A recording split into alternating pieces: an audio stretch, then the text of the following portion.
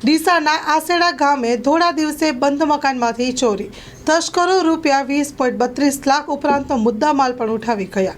ડીસા તાલુકાના આસેડા ગામે ખેડૂતના બંધ મકાનમાંથી ધોળા દિવસે તસ્કરો ચોરી કરી 15 લાખની રોકડ રકમ અને સોના ચાંદીના દાગીના સહિત કુલ રૂપિયા 20,32,500નો મુદ્દામાલ ઉઠાવી ચકચાર મચી જવા પામી છે।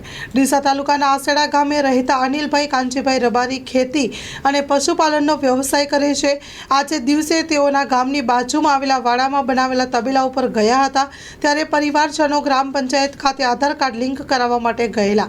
ઘરની ચાવી અનિલભાઈ પાસે હતી, જેથી તેઓ તેમના માતાજી 4 વાગે ભેંસો દોવાના કામમાં વ્યસ્ત હતા અને તેમના પાડોશીને ફોન આવેલ કે તમારા ઘરે ચોરી થઈ ગયેલ છે।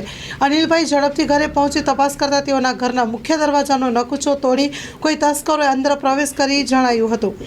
તસ્કરો ઘરમાં દિવાલમાં ચણેલી તિજોરી તોડી સામાન વેરણ કરી દીધેલ હતો। તેઓએ તપાસ કરતા ઘરમાં મૂકેલા રૂપિયા 15 લાખ રોકડા અને સોના ચાંદીના અલગ અલગ દાગીના કુલ કિંમત રૂપિયા 5,32,500 અને કુલ કિંમત રૂપિયા મળીને 20,32,500નો મુદ્દામાલ ઉઠાવી ગયેલ છે।